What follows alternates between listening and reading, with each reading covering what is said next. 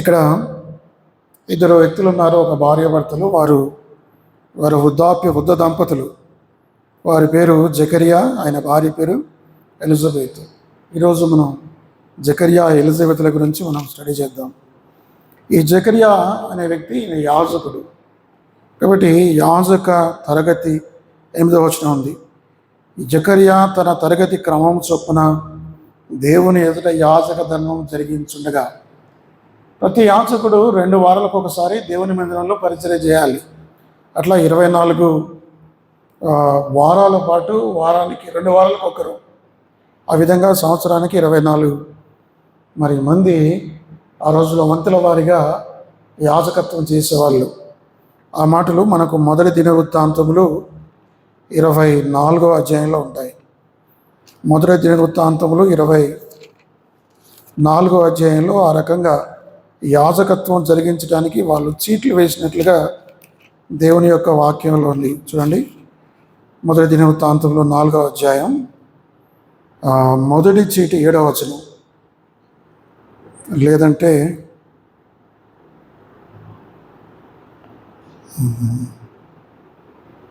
సరే, మొదటి చీటి 7వ వచనం.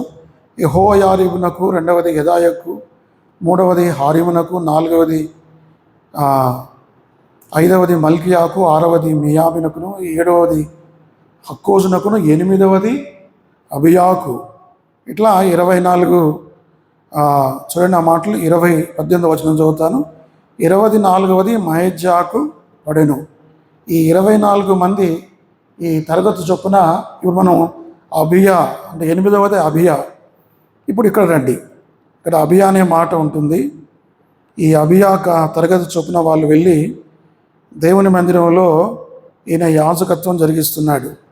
ఎక్కడ ఉంది? 5వ వచనం. యూదయ దేశపు రాజైన హేరోదు దినముల్లో అబియా తరగతిలో ఉన్న జకరియా అని ఒక యాజకుడు నేను. అబియా తరగతి, అబియా అనేది ఎన్నవదంటే ఇది 8వది.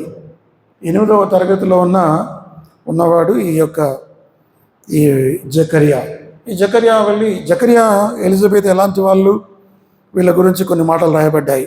వీరిద్దరూ 6వ వచనం, లూకా 1:6వ వచనం. వీరిద్దరూ ప్రభు యొక్క సకలమైన ఆజ్ఞల చొప్పునను న్యాయ విధుల చొప్పునను నిరపరాధులుగా నడుచుకొనొచ్చు దేవుని దృష్టికి నీతిమంతులై ఉండిరి. ఎంత మంచి సాక్ష్యం వారి గురించి రాయబడింది. క్రైస్తవులుగా, దేవుని పిల్లలుగా ఇలాంటి ప్రవర్తన మనం కలిగి ఉండాలి. దేవుని వాక్యాన్ని చదవటమే కాదు, దాన్ని ధ్యానించడమే కాదు, దాన్ని పూర్తిగా వాళ్ళు అన్వయించుకున్నారు, దాని ప్రకారం జీవించారు. వాక్యాన్ని వినటం గొప్ప సంగతి కాదు, వాక్యాన్ని చదవటం గొప్ప సంగతి కాదు, వాక్యాన్ని ధ్యానించడం కూడా గొప్ప సంగతి కాదు, కానీ వాక్య ప్రకారం ప్రవర్తించాలి. అయితే వీళ్ళు ఈ యొక్క ఎలిజబెతు తర్వాత జకరియా సకలమైన ఆజ్ఞల చొప్పునను న్యాయ విధుల చొప్పునను కాదు. కాబట్టి దేవుని వాక్యాన్ని ఉన్నట్టుగా పొల్లు పోకుండా దేవుని వాక్య ప్రకారం జీవించిన వారు నిజంగా ఎంత గొప్ప సంగతి. బైబిల్లో ఉంది, మీరు వాక్యాన్ని వినువారు మాత్రమే కాక వాక్య ప్రకారము ప్రవర్తించేవారినై ఉండుడి. వాక్య ప్రకారం ప్రవర్తించే వారంగా ఉండాలని దేవుని వాక్యం చెప్తుంది. మొట్టమొదటిగా వీరు వాక్యాన్ని పాటించేవాళ్ళు. క్రైస్తవులుగా మన బాధ్యత ఏమిటి? ఎవరు మంచి క్రైస్తవులు అంటే దేవుని వాక్యాన్ని అనుసరించేవారు మంచి క్రైస్తవులు కదా. యేసు ప్రభు వారికి ఎవరు శిష్యులు అంటే యోహాను సువార్త 8వ అధ్యాయం. ఎవరు ఆయన శిష్యులు?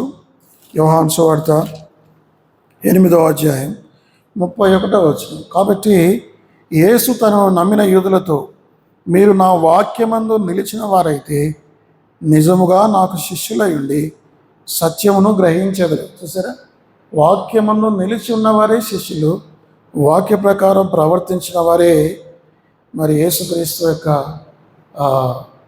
నిజ క్రైస్తవులని చెప్పవచ్చు. దీనివల్ల మనం నేర్చుకునేది ఏంటంటే, క్రైస్తవులుగా దేవుని వాక్యం ప్రకారం మనం ప్రవర్తిస్తున్నామా? అసలు దేవుని వాక్యాన్ని చదువుతున్నామా? దేవుని వాక్యాన్ని ధ్యానిస్తున్నామా? దాంట్లో ఉన్న అర్థాలని, అంతరార్థాన్ని తెలుసుకుంటున్నామా? దానికి మన వ్యక్తిగత జీవితాలు అన్వయించుకుంటున్నాం అన్నది చాలా ముఖ్యం. మొట్టమొదటిగా దేవుని వాక్య ప్రకారం ప్రవర్తించేవాళ్ళు. రెండవది, వాళ్ళు ఎలాంటి వాళ్ళు అంటే నిరపరాధులుగా నడుచుకొనొచ్చు. లూకా 1:6 ఉంది, వారు నిరపరాధులుగా నడుచుకున్నారు భార్యాభర్తలు, వృద్ధులే కానీ ఏ అపరాధము అంటే పరిశుద్ధమైన జీవితం కలిగి ఉన్నారు. క్రైస్తవులుగా రెండవది మనం చేయాల్సింది ఏంటంటే ఈ ఎలిజబెత్ జకర్యాల ద్వారా నేర్చుకోవాలి. రెండవ అంశం ఏంటంటే పరిశుద్ధమైన జీవితం, ఏ అపరాధము లేకుండా నిరపరాధులుగా వారు జీవించారు. మనం అందరం ఎవరు కూడా పరిశుద్ధులం కాదు, కానీ పరిశుద్ధతను అభ్యాసించాలి. ఈ లోకంలో అత్యంత పరిశుద్ధుడు యేసుప్రభువు ఒకరే. ఆయన ద్వారా క్షమించబడిన మనం, విశ్వాసులుగా ఉన్న మనం కూడా పరిశుద్ధతను అభ్యాసం చేయాలి, పరిశుద్ధతను కోరుకోవాలి. రోజు కొంచెం మరి ఈ శాంక్టిఫికేషన్ అనే ప్రక్రియ ప్రతిదినం మనలో జరగాలి.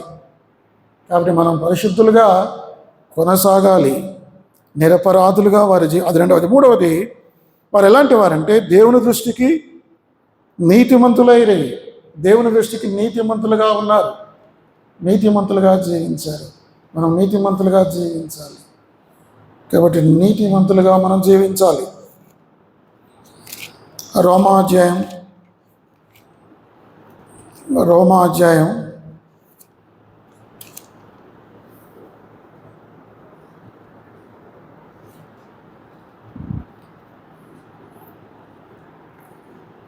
6వ అధ్యాయం.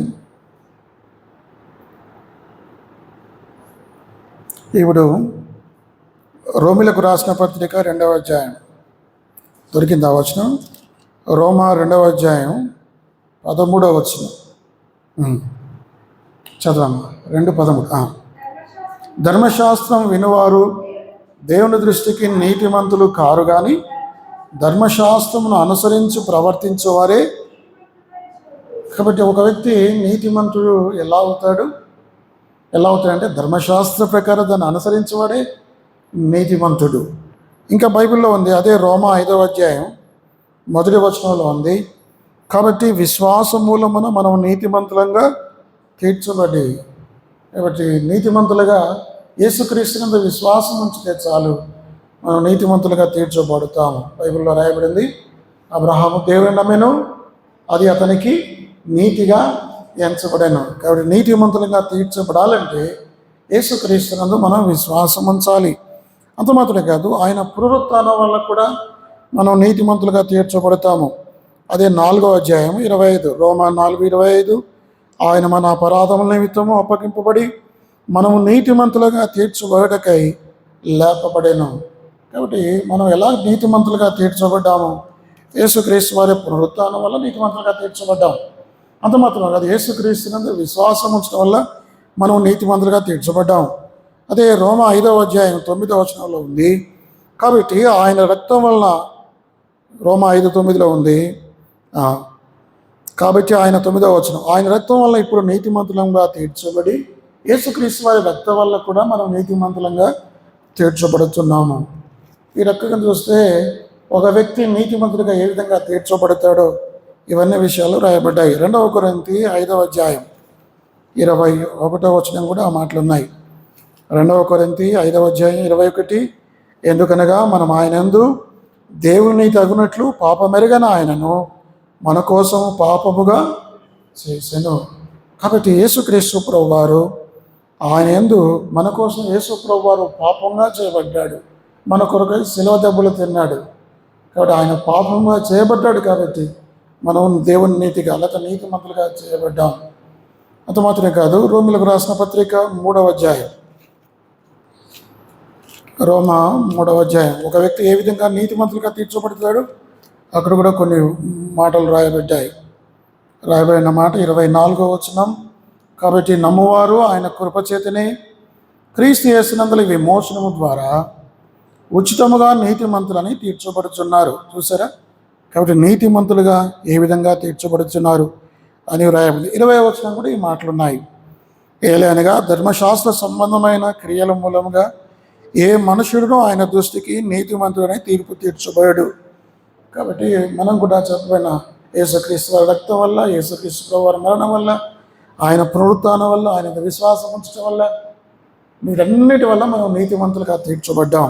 మూడవది, ఎలిజబెత్ గొడ్రాలు ఎలాంటి వాళ్ళంటే, ఎలిజబెత్ ఎవరైనా జకరియా వాళ్ళు ఎలాంటి వారంటే వారికి మూడంతల సుగుణాలు ఉన్నాయి. మొట్టమొదటిగా వారు మరి సకలమైన ఆజ్ఞలు న్యాయ విధులు చొప్పున నడుచుకుంటున్నారు, దేవుని వాక్య ప్రకారం ప్రవర్తిస్తున్నారు. రెండవది నిరపరాధులుగా పరిశుద్ధులుగా వారు కొనసాగుతున్నారు. మూడవది నీతిమంతులుగా తీర్చబడ్డారు. ఈ మూడు సుగుణాలు ప్రతి క్రైస్తవంలో ఉండాల్సిన అవసరం ఉంది. దేవుని వాక్య ప్రకారం ప్రవర్తించాలి. రెండవది రెండవది ఏం చెప్పుకున్నాం మనం? పరిశుద్ధులుగా నిరపరాధులుగా నడుచుకోవాలి. మూడవది నీతిమంతులుగా తీర్చబడ్డారు. ఎంత గొప్ప సంగతి. ఇక నాలుగవది ఏంటంటే వాళ్ళు గొప్ప ప్రార్థనా పరులు. ఎంతో ప్రార్థన చేసే వాళ్ళంటే చూడండి ఆ మాటలు లూకాసు వార్త 1వ అధ్యాయం 13వ వచనం. అప్పుడు ఆ దూత అతనితో, జకరియా భయపడకుము, నీ ప్రార్థన వినబడినది, నీ భార్య అయిన ఎలిజబెత్ నీకు కుమారుని కనును. గొప్ప ప్రార్థనాపరురాలు వాళ్ళు, ప్రార్థనాపరులు. జకరియా ఎంతో ప్రార్థనాపరుడు, ఎంతో ప్రార్థనలు చేశాడు. ఆ ప్రార్థనలు దేవుని సన్నిధి సముఖానికి వెళ్ళిపోయాయి. దేవుడు వారి కొరతలు తీర్చడానికి దేవదూతను పంపించాడు. కాబట్టి మన ప్రార్థన దేవుని సన్నిధిలోకి వెళ్తుంది. ఈయన యాజక ధర్మం జరిగిస్తూ ధూపం వేస్తున్నాడు. పరిశుద్ధ స్థలంలో వీళ్ళు ఏం చేస్తారంటే ఉదయకాలం, మధ్యాహ్నం 3 గంటలకి రోజుకు 2 సార్లు ధూపం వేయటానికి ఆ పరిశుద్ధ స్థలంలోకి వెళ్తారు. ఈ 2 వారాలు అలాగే జరుగుతుంది. ఈ 2 వారాల తర్వాత మరొక బ్యాచ్, మరొక తరగతి వాళ్ళు వస్తారు. కాబట్టి ఈయన యాజకత్వం జరిగిస్తున్నాడు, ధూపం వేయించున్నాడు.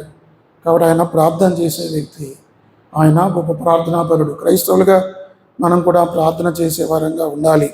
ఈ 4 విషయాలు మన జీవితంలో ఉండాలి. ఒకటి, దేవుని వాక్య ప్రకారం ప్రవర్తించటం.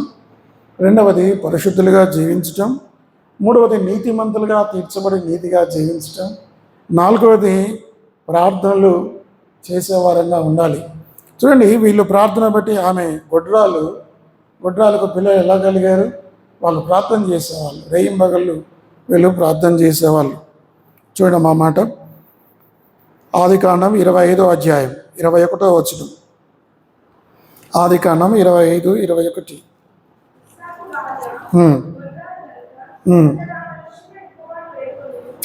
ఇస్సాకు భార్య గొడ్రాలు గనుక అతడు ఆమె విషయమై యెహోవాను వేడుకొనెను. యెహోవా అతని ప్రార్థన వినను గనుక అతని భార్య అయిన రిబ్కా గర్భవతి ఆయను. కాబట్టి ఆమె మరి ఈ యొక్క ఇస్సాకు ఎంతగా ప్రార్థన చేశాడో. ఇస్సాకు ప్రార్థన చేసినప్పుడు దేవుడు ఆయన ప్రార్థన విని ఆ యొక్క ఆమె రిబ్కాకు పిల్లలు దయచేసినట్లుగా దేవుని వాక్యం. ఇక్కడ మరి ప్రార్థన ద్వారా విజయాన్ని సాధించారు. మన జీవితంలో మీరు అనుకోవచ్చు, నా జీవితంలో జరగట్లేదు, ఆరోగ్య విషయమై మనం బాధపడవచ్చు, ఆర్థిక విషయమై మనం బాధపడవచ్చు, లేదా ఏ విషయంలోనా మనకు తెలియని బాధ మనలో ఉంటే మనం ఏం చేయాలంటే దేవునికి మొరపెట్టుకోవాలి. మరి దేవునికి మొరపెడితే దేవునికి అసాధ్యమైనది ఏమీ లేదు. ఇస్సాకు ప్రార్థన చేశాడు, రెబ్కా గర్భవతి అయింది. హన్నా ప్రార్థన చేసింది, దేవునికి మొరపెట్టుకుంది, దేవుడు ఆమె ప్రార్థన విన్నాడు, దేవుడు ఆమె గర్భాన్ని తెరిచాడు. ఆ తర్వాత రాహేలు దేవునికి మొరపెట్టుకుంది. ఆదికాండం 30వ అధ్యాయంలో 17వ వచనంలో, 22వ వచనంలో లేయా మొరపెట్టుకుంది. కాబట్టి ప్రార్థన ద్వారా ఏదైనా సాధించవచ్చు అనేది మరి వీళ్ళ జీవితాల ద్వారా. కాబట్టి వీళ్ళు ఏం చేస్తున్నారు? ఇప్పుడు ఈ యొక్క జకరియా ఎలిజబెత్ జీవితంలో ప్రార్థనాపరులు వాళ్ళు. మనం ప్రార్థించే వారంగా ఉండాలని కూడా నేర్చుకోవాలి. అది 4వది. 5వది ఏమిటంటే 8వ వచనం. జకరియా, లూకా 1:8. జకరియా తన తరగతి గ్రామం చొప్పున దేవుని ఎదుట యాజక ధర్మమును జరిగించుండగా. కాబట్టి యాజక ధర్మం జరిగించాలి. బైబిల్లో ఉంది, మనం అందరం కూడా యాజకులమే. ఎవరు? పూర్వ రోజుల్లో యాజకులు ఉండేవాళ్ళు ఇశ్రాయేలుకు. కానీ కొత్త నిబంధన ఏం చెప్తుందంటే ప్రతి వ్యక్తి కూడా యాజకులే. ఆత్మ సంబంధమైన మీరు ఏర్పరచబడిన వంశమును చెప్పండి. రెండవది రాజులైన యాజక సమూహం. మూడవది పరిశుద్ధ జనము. నాలుగవది దేవుని సొత్తు అయిన ప్రజలు. కాబట్టి మనం అందరం కూడా ఆత్మ సంబంధమైన పరిశుద్ధమైన యాజకులమే. మన యాజకత్వం ఏమిటి? మనం గత వారంలో చెప్పుకున్నాను, పోయిన వారంలో. యాజకత్వం అంటే ఏమిటి? మరి ఒక వ్యక్తి యాజకుడిగా కావాలంటే ఏం చేయాలి, ఏ విధంగా అతడు యాజకుడు అవుతాడు.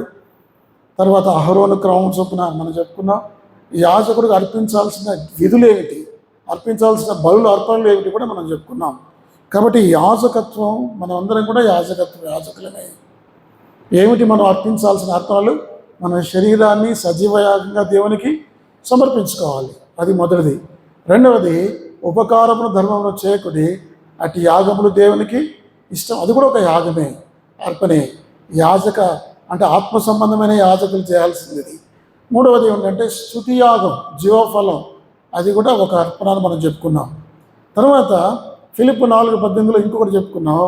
అదేంటంటే మీరు ఇచ్చిన ఆ ధనము అది ఎంతో సువాసనగా దేవునికి ఇష్టమైన ప్రీతికరమైన యాగం ఉందని ఆ చందాలు కానుకల గురించి పౌలు చెప్తున్నాడు. ఇవన్నీ కూడా యాజకులమైన మనం చేయాల్సిన అర్పణలు. అంత మాత్రమే కాదు, అన్యజనుల అర్పణము చెల్లించాలని కూడా అది మనం రోమా 15:23 మనం చెప్పుకున్నాం. అదేవిధంగా కీర్తన గ్రంథం 51:17 విరిగి నలిగిన హృదయమే నీకు ఇష్టమైన బలులు అర్పణలు అని దావీదు కూడా చెప్తున్నాడు. ఈ రీతిగా మరి మనం కూడా యాజకత్వం చేయాలి, మనం కూడా ప్రార్థన చేయాలి, మనం కూడా దేవునికి కానుకలు సమర్పించాలి. మనం చేయాల్సిన యాజకత్వం ఏంటంటే సువార్త చెప్పాలి, నడిపించాలి. కాబట్టి యాజక ధర్మాన్ని జరిగిస్తున్నామా అంటే, యాజకులు అంటే ఏదో క్రైస్తవ సేవకులే, పాస్టర్లే కాదు. బైబిల్ కొత్త నిబంధనలు అందరూ యాజకులే. కాబట్టి యాజక ధర్మాన్ని క్రమము చొప్పున జరిగించాలని ఆయన క్రమం చొప్పున జరిగిస్తున్నాడు. కాబట్టి ఈయన చాలా ఎంతో విశ్వాస సంబంధమైన మరి యాజకుడైన, ఈ వాజ్ ఏ ఫెయిత్ఫుల్ ప్రీస్ట్ అని చెప్పవచ్చు. ఎవరు? జకరియా. అది మొదటి సంగతి. ఇక రెండవది ఏమిటంటే, ఈయన ధూపం వేస్తున్నప్పుడు గాబ్రియేలు దూత ఆయనకు ప్రత్యక్షమైంది. ఆ పరిశుద్ధ స్థలంలో ఆయన ధూపం వేస్తున్నాడు. ఆ కుడివైపున ఉన్న బలంగా గాబ్రియేలు దూత వచ్చింది. లూకా సువార్తలో 23 సార్లు దేవదూతల గురించి రాయబడింది. ఇంకా ఏ సువార్తికుడు కూడా ఇంత గొప్పగా రాయలేదు. కానీ దేవదూతల పరిచర్య గురించి 23 టైమ్స్ 23 సార్లు దేవదూతల ప్రస్తావన ఈయన తీసుకుని వచ్చాడు లూకా. కాబట్టి ఇక్కడ దేవదూత ఎవరంటే, బైబిల్లో కోటాను మంది దేవదూతలు ఉన్నారు. మీరు ప్రకటన గ్రంథం 5:11 చూస్తే వేల సంఖ్యలో, కోట్ల సంఖ్యలో వారి యొక్క దేవదూతలు ఉన్నారు. వారి స్వరము ప్రతిగానములు చేస్తున్నారు పరలోకంలో. కానీ మనకు బైబిల్లో 2 పేర్లు మాత్రమే వ్రాయబడ్డాయి. ఒకరు గాబ్రియేలు, రెండవది మిఖాయేలు. గాబ్రియేలు శుభవచనాలు మోసుకొస్తాడు, మిఖాయేలు భీకరమైన యుద్ధ సంగతులు మోసుకొని వస్తాడు. ఇక్కడ గాబ్రియేలు వచ్చాడు. గాబ్రియేలు వచ్చి జకర్యాతో మాట్లాడుతున్నాడు. 13వ వచనం. అప్పుడు ఆ దూత అతనితో 12 చదువుతాను. జకరియా అతన్ని చూచి తొందరపడి భయపడిన వాడు ఆయన. అంటే ఆ రోజులో వాళ్ళకి నమ్మకం ఏంటంటే, దూతలు ప్రత్యక్షమయ్యారంటే ఏదో తీర్పు తీసుకొని వస్తున్నారు అని వాళ్ళ అర్థం. కాబట్టి దూత ప్రత్యక్షమయ్యాడు, ఏం జరుగుతుందో అని భయపడ్డాడు. భయపడితే ఆ దూత చెప్పిన మాట, జకరియా 12వ వచనం. జకరియా అతన్ని చూచి తొందరపడి భయపడిన వాడాయను. అప్పుడు ఆ దూతలతో, జకరియా భయపడకుము, నీ ప్రార్థన వినబడినది. జకరియా భయపడకుము. ఈ సువార్తల మొత్తం కూడా భయపడకము అనే మాట ఉంది కదా. మనం చెప్పుకున్నాం ఆదికాండం 15వ అధ్యాయంలో మొట్టమొదటిసారిగా భయపడకమనే మాట మరి బైబిల్లో కనబడుతుంది. చివరిసారిగా ప్రకటన గ్రంథం 1వ అధ్యాయంలో భయపడకము అనే మాట కనబడుతుంది. ఈ యొక్క ఆదికాండం 15, ప్రకటన 1వ అధ్యాయంలో 365 సార్లు భయపడకము అనే మాట కనబడుతుంది. మీరు గూగుల్ సెర్చ్లో కానీ లేదా బైబిల్ సెర్చ్లో కానీ భయపడకమనే ఒక పదాన్ని మీరు సెర్చ్ చేస్తే 365 టైమ్స్ ఉన్నట్టుగా కనబడుతుంది. అంటే ప్రతిరోజు ఒక్కసారి మనకు దేవుడు భయపడకని చెప్తున్నాడు. చాలాసార్లు మనం భయపడతాం. భవిష్యత్తు గురించి భయం, అనారోగ్యం గురించి భయం, పిల్లలు సెటిల్ అవుతారో లేదో అన్న భయం, పాస్ అవుతారో లేదో అన్న భయం, అన్ని భయాలే మనకు. చింతలు, వరి, టెన్షన్, ఆందోళన, నాకేమవుతుందో, ఏం జరుగుతుందో అన్న భయం. అయితే బైబిల్ ఏం చెప్తుందంటే, భయపడే వారికి భయపడకము అని చెప్తుంది. కాబట్టి ఇక్కడ కూడా ఇదే గాబ్రియేలు దూత మరియకు కూడా ప్రత్యక్షమయ్యాడు. అక్కడ మరియ కూడా భయపడినట్లుగా చూడండి ఆ మాటలు. 28వ వచనం. ఆ దూత లోపలికి వచ్చి లూకా 1:28. ఆమెను చూచి, దయాప్రాప్తురాలా, నీకు శుభము, ప్రభు నీకు తోడై ఉన్నాడని చెప్పెను. ఆమె ఆ మాటకు బహుగా తొందరపడి. కాబట్టి భయము, తొందర అనేది మనకు కలుగుతూ ఉంది. అలాంటి పరిస్థితుల్లో దేవుని వాక్యం మనకు అభయాస్తం ఇస్తుంది. ప్రతిరోజు ఒక్కసారి దేవుని వాక్యం భయపడకుండా చెప్తుంది. అయితే ఇక్కడ జరిగింది ఏంటంటే, దేవుని దూత గబ్రియేలు వచ్చి ఆయనకు ప్రత్యక్షంగా ఏం చెప్పాడు? నీ ప్రార్థన వినబడింది, నీ భార్య గర్భవతి అవుతుంది, కుమారుని కంటుందని చెప్పినప్పుడు ఈ యొక్క జకర్యా నమ్మలేదు. జకర్యా ఎందుకు నమ్మడు? చూడండి ఆ మాటలు. మరి ఎక్కడ అతను 18వ వచనం. జకర్యా, ఇది నాకు ఎలాగో తెలియను, నేను ముసలివాడను, నా భార్యయు బహుకాలము గడిచినదని ఆ దూతతో చెప్పగా. ఈయన మరి అబ్రహాం గురించి చదవలేదా? అబ్రహాము బహుకాలము గడిచిన వృద్ధుడు, 100 సంవత్సరాల వయసులో, 90 సంవత్సరాలు షారాకు, వారి వయసులో వారి పిల్లల్ని కనలేదా, కుమారుని కనలేదా? అది చదివాడు, తెలుసు. ఒక యాజకుడు అయ్యండి మరి దేవుడు చెప్పిన మాటను నమ్మలేదు. అర్థమైందండి? ఇతను ఏంటంటే, he was A faithless priest. Number 1, A faithful priest, అంటే విశ్వాసంతో కూడిన యాజకుడు. నెంబర్ 2, భయపడిన యాజకుడు. నెంబర్ 3, ఏ ఫెయిత్లెస్ ప్రీస్ట్, విశ్వాసంలో తప్పిపోయిన ప్రీస్ట్, యాజకుడు ఈయన. కాబట్టి దేవుని నమ్మలేదు. చూడండి, ఇదే మాట మరియకి చెప్తే మరియ నమ్మింది. చూడండి ఆ మాటలు, లూకా సువార్త 1వ అధ్యాయం 38వ వచనం. అందుకు మరియా, ఇదిగో ప్రభుదాసురాలను, నీ మాట చొప్పున నాకు జరుగునుగాక అనెను. అంతటా దూత ఆమె యొద్ద నుండి వెళ్ళాడు. ఆ గబ్రియేలు దూత వచ్చాడు, అమ్మా నువ్వు దయాప్రాప్తురాలు, నువ్వు కుమారుని కంటావు, పరిశుద్ధాత్మ ద్వారా నువ్వు గర్భం ధరిస్తావు, ఆయన దేవుని కుమారుని బట్టి ఇవన్నీ చెప్పినప్పుడు ఆమె నమ్మింది. ఆమె చెప్పిన మాట ఏమిటంటే, నీ మాట చొప్పున నాకు జరుగును గాక అని ఆమె విశ్వాసం ఉంచితే, మరి దేవుని వాక్యం తెలిసిన వ్యక్తి ఇంతకాలం వరకు కూడా ఈయన యాజకత్వం చేసి దేవుని వాక్యం అందు చివరికి దేవుని యొక్క దూత చెప్పిన మాటలు నమ్మలేకపోయాడు.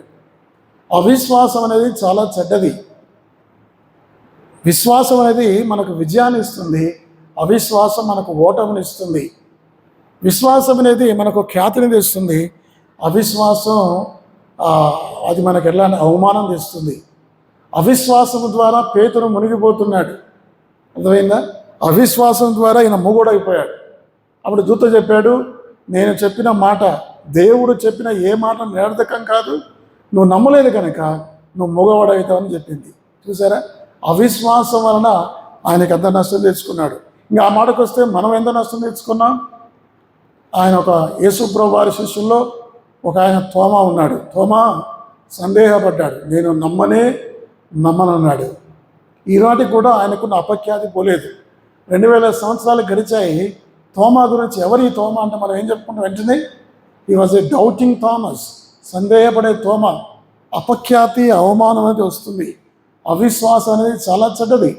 కాబట్టి అవిశ్వాసం ఉండకూడదు కదా. యేసు ప్రభువారు ఆ యొక్క శతాధిపతి విశ్వాసాన్ని మెచ్చుకున్నాడు, గొప్ప విశ్వాసం. కానీ అదే వాళ్ళ సొంత ఊరు ఆయన నజరేతుకి వెళ్తే ఎవరు కూడా ఆయన నమ్మలేదు. అక్కడ యేసు ప్రభువారు ఏమీ చేయలేకపోయాడని మార్కు 1:6లో ఉంది. అవిశ్వాసం ఉంచితే యేసు ప్రభువారు అందుకే చాలాసార్లు నీ విశ్వాసం నిన్ను స్వస్థపరిచెను, నీ విశ్వాసం నిన్ను రక్షించను, ఈ మాటలు ప్రభు చెప్తున్నాడు. కాబట్టి అవిశ్వాసంతో ఏమీ చేయలేవు. ఒక తండ్రికి కుమారుడు దయ్యం పడితే మార్కు సువార్త 9వ అధ్యాయంలో వారు శిష్యులు ఏమీ చేయలేరు. అంటే వారికి అంత విశ్వాసం లేదు, అతన్ని స్వస్థపరిచినంత విశ్వాసం వీళ్ళకి లేదు. కాబట్టి విశ్వాసం అనేది మన జీవితానికి నష్టం తెస్తుంది. యాకోబు 1:5 చూడండి, మనం రెగ్యులర్గా చదివే మాట. యాకోబు 1:5, మీలో ఎవరికైనాను 6 చదువుతాను, అయితే అతడు ఏమాత్రమును సందేహింపక విశ్వాసముతో అడగవలెను. సందేహించువాడు గాలి చేత రేపబడి ఎగిరిపడు సముద్ర తరంగమును పోలి ఉండెను. అనుమానము, సందేహము అవిశ్వాసం అనేది చాలా చెడ్డది. అవిశ్వాసం వల్ల నరకానికి పోతాం, విశ్వాసం వల్ల పరలోకానికి వెళ్తాం కదా. విశ్వాసం వల్ల నిత్య జీవం, విశ్వాసం వల్ల రక్షణ. కాబట్టి అవిశ్వాసం, అల్ప విశ్వాసం అనేది అది మన ఆత్మీయ జీవితానికి నష్టం, అన్ని విధాలుగా నష్టపోతాం. ఇంతకాలం ఈయన ప్రీస్ట్ అయి ఉండి, యాజకుడై ఉండి, ఇన్ని మంచి సుగుణాలుండి చివరికి దేవుడు చెప్పిన మాటను నమ్మలేకపోయాడు, మూగవాడైపోయాడు. ఎంత విచారం ఇది. ఇప్పుడు ఆయన నష్టం అట్లా ఉంది, మన నష్టాలు ఎలా ఉంటాయో మనకు తెలియదు. కాబట్టి ఎటువంటి పరిస్థితుల్లో కూడా దేవుని మీద నమ్మకాన్ని కోల్పోకూడదు. మరి నిరీక్షణ లేని పరిస్థితుల్లో కూడా దేవుని మీద మనం విశ్వాసాన్ని పెట్టుకోవాలి. అప్పుడు దేవుడు మనకు విజయం ఇస్తాడు. మూడవది, ఇతను ఎలాంటి వాడంటే మరి అవిశ్వాసంతో కూడిన యాజకుడు అని చెప్పవచ్చు. అర్థమైందా?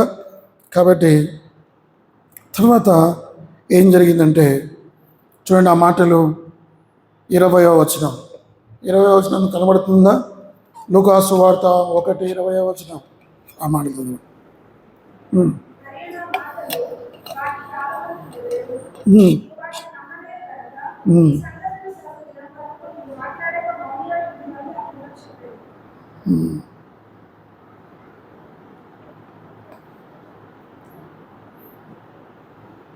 ఇక్కడ రాయబడిన మాట, మన ఒక మాట నేను చదవని చెప్పాను. ఏ మాట చదవని చెప్పానమ్మా మీకు? 20. ఈయన మూగోడు అయిపోయాడు. ఇప్పుడు అందులోంచి బయటికి రాలేకపోతున్నాడు, ఆ మందిరంలోంచి బయటికి రాలేకపోతున్నాడు. బయటేమో ప్రజలు ప్రార్థన చేస్తున్నారు, ఇంకా వస్తున్నాడని ఆలోచిస్తున్నారు. అదే ఒకవేళ అతి పరిశుద్ధ స్థలంలోకి వెళ్ళి ఉంటే వాళ్ళు చనిపోయారని అర్థం చేసుకునేవాళ్ళు. కానీ ఈయన పరిశుద్ధ స్థలంలో ఉన్నాడు కనుక, ధూప నైవేద్యం వేసే స్థలం కనుక అతను చనిపోడు. కానీ ఎందుకు ఈయన ఇంకా ఆలస్యం చేస్తున్నాడని అందరూ అనుకున్నారు. చివరికి ఆయన బయటకు వచ్చాడు. బయటకు వచ్చిన తర్వాత ఆయన మాట్లాడలేకపోయాడు, మూగవాడైపోయాడు. చూసారా అవిశ్వాసం అనేది ఎంత పని చేస్తుంది. ఆ తర్వాత ఆయన ఇంకొక వారం పరిచర్య చేయాలి, ఆ వారం ఆయన సరిగ్గా పరిచర్య చేయలేకపోయాడు. తర్వాత 24వ వచనం చదువుతాను ఇప్పుడు. ఇక 4వది, he was a favoured priest అని చెప్తాం. 24వ వచనం, ఆ దినములైన పిమ్మట అతని భార్య ఎలిజబెత్ గర్భవతి అయి మనుషులలో నాకుండిన అవమానమును తీసివేయుటకు నన్ను కటాక్షించిన దినములలో ప్రభు ఇలాగూ చేసిన అనుకొని 5 నెలలు ఇతరుల కంట పడకుండెను. కాబట్టి 4వది ఏమిటంటే, మొట్టమొదటిగా ఆయన విశ్వాస సంబంధమైన యాజకుడు, రెండవది భయపడిన యాజకుడు, మూడవది ఏంటి, అవిశ్వాసంతో కూడిన యాజకుడు, 4వది ఏమిటంటే దేవుని దయ పొందిన యాజకుడు. కొన్నిసార్లు ఆయన అవిశ్వాసాన్ని బట్టి దేవుడు నువ్వు నమ్మకం ఉంచలేదు కాబట్టి నీ కుమారుని ఇవ్వను అని అనవచ్చు దేవుడు. కానీ దేవుడు కనికరపడ్డాడు, దేవుడు కృప చూపించాడు. జకరియా అనే మాటకు అర్థం ఏమిటంటే, జకరియాస్ మీన్స్ జెహోవాస్ హ్యాస్ రిమెంబర్డ్. దేవుడు యెహోవా జ్ఞాపకం చేసుకున్నాడు అని అర్థం జకరియా అంటే. కాబట్టి యెహోవా అతన్ని జ్ఞాపకం చేసుకున్నాడు. అతను అవిశ్వాసం ఉంచాడు, భయపడ్డాడు, కానీ దేవుడు అతన్ని కరుణించాడు, కనికరించాడు, అతన్ని జ్ఞాపకం చేసుకున్నాడు. ఎలిజబెత్ అంటే అర్థం ఏమిటంటే, గాడ్ ఇస్ మై ఓత్ అనే మాట ఇంగ్లీష్లో. దేవుడే నాకు ప్రమాణం అని అర్థం. ఆయన కుమారుని పేరు ఏమని పెట్టారు, ఆ పేరు కూడా ఏమని పేరు పెట్టాలో దేవదూతే ఆ పేరు సూచించింది. ఆ పేరు ఏం పేరటది? యోహాను. చూడండి ఆ మాటలు, లూకాసు వార్త మొదటి అధ్యాయం 13వ వచనం. అప్పుడు ఆ దూత అతనితో, జకరియా భయపడకుము, నీ ప్రార్థన వినబడినది, నీ భార్య అయిన ఎలిజబెత్ నీ కుమారుని కను, అతనికి యోహాను అను పేరు పెడతాను. యెహోవా ఇస్ గ్రేసియస్, దేవుడు కృపగలవాడని అర్థం. జాన్, యోహానుకు మరొక అర్థం, ఇంగ్లీష్లో అర్థం ఏంటంటే గాడ్ ఈజ్ గ్రేసియస్, దేవుడు కృపగలవాడు, యెహోవా కృపగలవాడు అని అర్థం. కాబట్టి మరి యేసుక్రీస్తు ప్రభువారి రాకడకు ముందుగా ఈ యొక్క ఎలియా వస్తాడు. ఆ మాట చదవండి, మలాకి గ్రంథం 4వ అధ్యాయం. ఈ యోహాను ఎవరు? మలాకి గ్రంథం 4వ అధ్యాయం 5వ వచనం. 4వ అధ్యాయం 5వ వచనం. యెహోవా నియమించిన భయంకరమైన ఆ మహాదినము రాకముందు నేను ప్రవక్తయగు ఏలియాను మీ యొద్దకు పంపుదును. నేను వచ్చి దేశమును శపించకున్నట్లు అతడు తండ్రుల హృదయములను పిల్లల హృదయములను తండ్రుల తట్టును త్రిప్పును. కాబట్టి ఎవరైనా ఈ ఏలియానే మరి బాప్తిస్మము ఇచ్చే యోహానుగా జన్మించాడు. కాబట్టి బాప్తిస్మము ఇచ్చే యోహాను యొక్క పని ఏమిటంటే ప్రజలను దేవుని వైపు మళ్లించటం, దేవునికి పరిచయం చేయటం.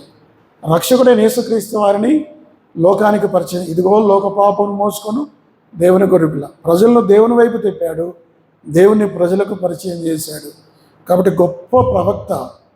వాళ్ళు యాజకుడు, నేను యాజకుడు కదా, నా కుమారుడు యాజకుడు అవుతున్నాడు అనుకున్నారు. కానీ దేవుడు వారికి గొప్ప ప్రవక్త. ధర్మశాస్త్రం యొక్క పాత నిబంధనలో చివరి ప్రవక్త ఎవరైనా లూకాసు వార్త 16వ అధ్యాయంలో ఆ మాటలు ఉంటాయి. మరి బాప్తిస్మము ఇచ్చే యోహాను చివరి ప్రవక్త. పాత నిబంధన కాలంలో ఆయన ఒక ప్రవక్త. అంత గొప్ప ప్రవక్త, నాజీరు చేయబడినవాడు, ఏలియా ఆత్మను పొందినవాడు. మరి యేసు ప్రభువు వారు అరణ్యంలో ఒక కేక అని ఆయన కేకలు వేశాడు.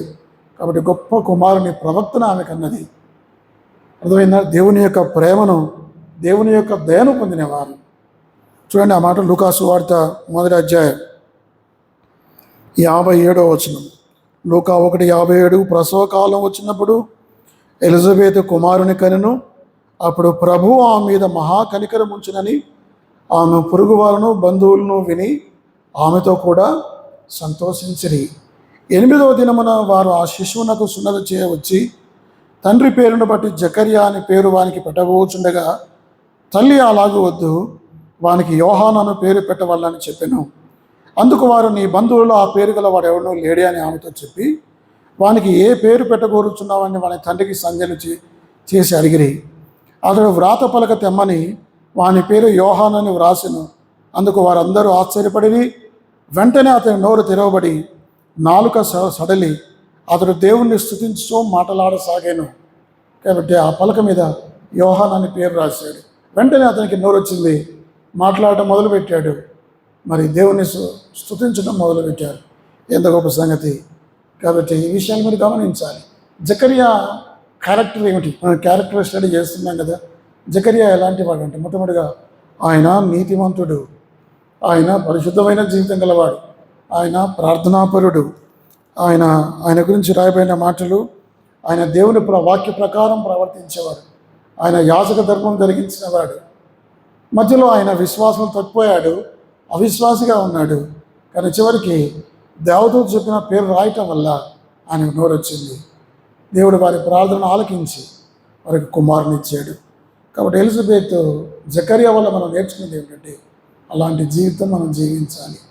ఒకవేళ జకర్యా వల్లే అవిశ్వాసం ఉంటే నష్టపోతాం. తిరిగి పశ్చాత్తాపడాలి. ఏదైనా విషయంలో మనం అవిశ్వాసానికి లోనే అల్పవిశ్వాసం వాళ్ళకి వస్తే మనం పశ్చాత్తాపడి తిరిగి విశ్వాసం ఉంచాలి, విశ్వాసంలో కొనసాగాలి. కాబట్టి ఎన్ని విషయాలు మనం రాయబడ్డాం. దేవుడు వారి ప్రార్థన ఆలకించి ఒక చక్కని కుమారుని ఇచ్చాడు. ఒక ప్రవక్తను వారు కుమారుని వారు పొందగలిగారు. దేవుని బిడ్డలుగా క్రైస్తవులుగా మనం ఎలా జీవించాలి? కాబట్టి మనం ఆ విధంగా జీవించడానికి ఆ విధంగా మనం సహాయం దేవుడి వాక్యమును దీవించడం కాక ప్రార్థన చేసుకుంటాం.